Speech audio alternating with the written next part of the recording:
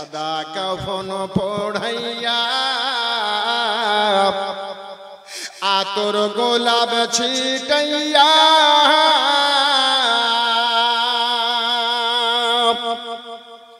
কাঁধা করে নিয়ে যাবে অন্ধকার কবরে।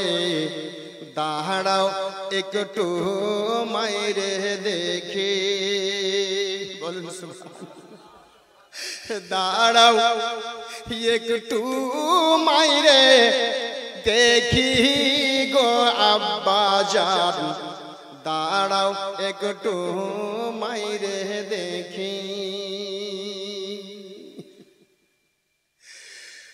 খাটের ওপর রাখিয়া নিয়ে যাবে বহিয়া, খাটের ওপর রাখিয়া নিয়ে যাবে বহিয়া। জানাজার নামাজ পড়ে কবরে দেবে রাখিয়া। দাঁড়াও একটু মাইরে দেখি, দাঁড়াও একটু মাইরে দেখি গো আব্বাজান, দাঁড়াও একটু মাইরে দেখি। কবরেতে রাখিয়া তিন মুষ্টি মাটি দিয়া, কবরেতে রাখিয়া তিন মুষ্টি মাটি দিয়া, মোটা মোটা বাঁশের ফালা, মোটা মোটা বাঁশের ফালা দেবে উপর বিছাইয়া। দাঁড়াও একটু মাইরে দেখি, দাঁড়াও একটু মাইরে দেখি গো আব্বাজান, দাঁড়াও একটু মাইরে দেখি।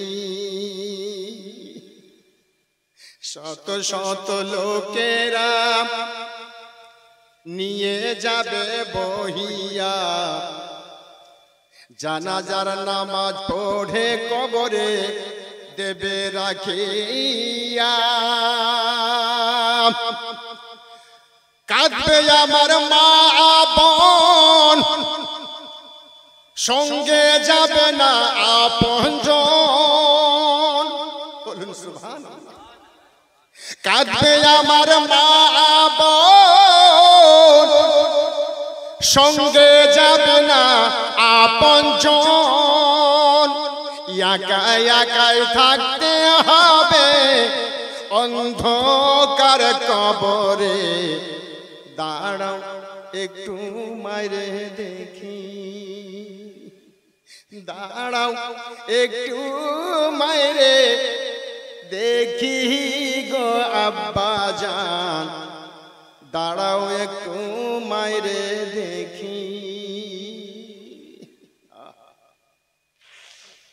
ভাইরে, মা বাবাকে কোনোদিন দুঃখ দিয়েন না। মা বাবা যদি দুঃখ পায়, যত নামাজ পড়ুন, রোজা করুন, হজ করুন, যাকাত করুন, পিছের পিছে ঘুরুন, কিছু কাজ দেবে না ভাই। মা বাবাকে বড় কথা বলিয়েন না।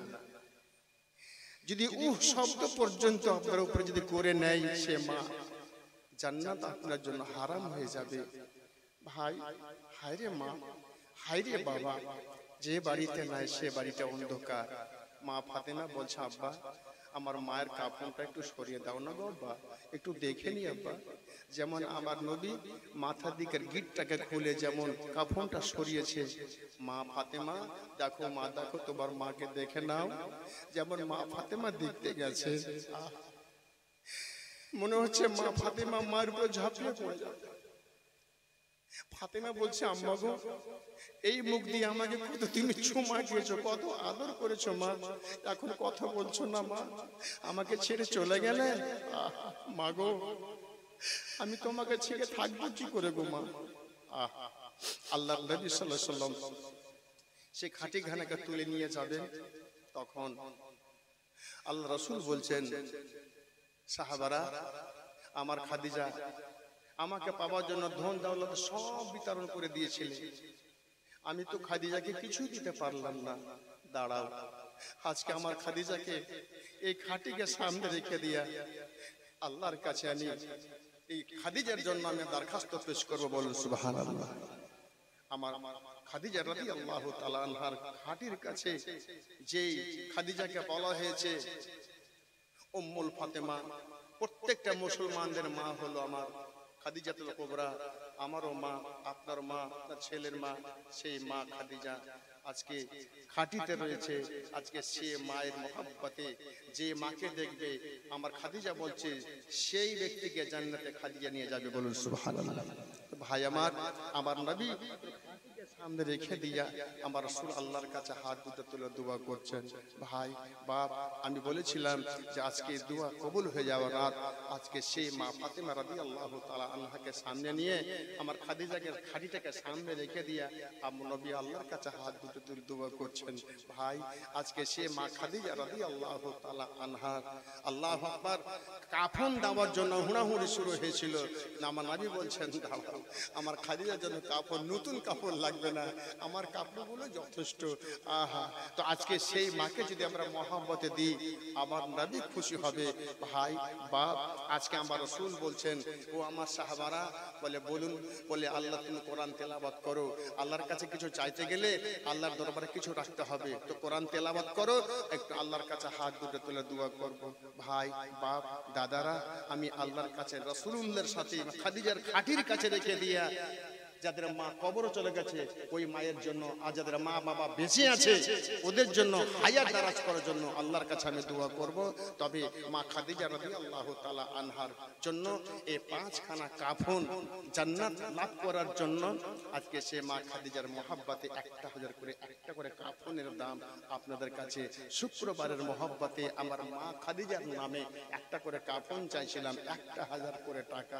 আছেন 5টা ভাই, 5টা মা, আমার আজকে 30টা মায়ের কাছে 500 টাকা করে একটা করে কোরআনের হাদিয়া আল্লাহর ওয়াস্তে চাইছিলাম।